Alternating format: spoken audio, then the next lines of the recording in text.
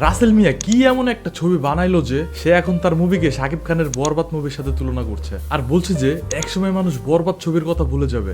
বরবাদ ছবির গল্প মানুষ ভুলে যাবে, কিন্তু আমার এই গোয়ার ছবির কথা কেউ ভুলবে না। আবার কেউ তো তাকে গরিবের মান্না বলতেছে। কিন্তু মানতে হবে রাসেল মিয়া কিন্তু সিনেমার প্রচারের জন্য খুব চেষ্টা করতেছে। অনেক ভালো ভালো মুভির প্রচারণার জন্য তারা এত কষ্ট করে না। অনেকে তো নতুন মুভির নামও জানে না, সেই তুলনায় তার এই মুভি অনেক ভালোই প্রচার হয়েছে। অনেকেই তার মুভির নাম জানে। এই সেম এনার্জি দিয়েও যদি তারা অভিনয়টাও করতো তাহলেই আর তার এরকম প্রচার করা ছবি এরকম অখাদ্য হতো না, আর পাবলিকও একটু শান্তি পেত। মুভির ট্রেইলার দেখে মনে হচ্ছে যে যাত্রাপালা দেখছি। এখনকার সময় যারা ইউটিউবে শর্ট ফিল্ম বানায় তাদের ভিডিও কোয়ালিটি এর চেয়ে 10 গুণ ভালো।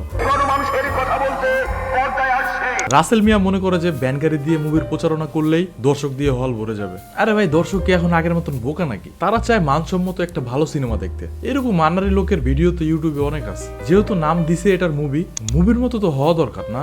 রাসেল মিয়া কি এখনকার ইউটিউবারদের ভিডিও দেখে না? ভিডিও বাদ দিলাম, এখনকার মুভিগুলো কি দেখে না? কিরকম স্ক্রিপ্ট তারা করে, কিরকম সিনেমাটোগ্রাফি তাদের থাকে। এর আগেও তিনি পাপ মুক্ত ভাইয়ারের ছবি বানিয়েছিল, সেটাও নাকি অনেক মানুষ দেখছে যে। আর এবার মানুষ গোয়ার ছবি দেখতে যাচ্ছে। গালি দিচ্ছি না, এটাই নাম মুভির। তারা মনে হয় এই মুভিগুলো নিজেরা দেখার জন্যই বানায়। যাই হোক, এই ধরনের মুভি আর রাসেল ভাইপা যতদিন থাকবে মানুষ ততদিন মজা নিয়ে যাবে। একজন ডিরেক্টর তো এটাই চায় তার সব মুভি হিট হোক। আমিও দোয়া করি রাসেল ভাইয়ের জন্য। আপনারা কেউ মুভিটা দেখে থাকলে কমেন্টে জানাবেন কেমন হয়েছে মুভিটা।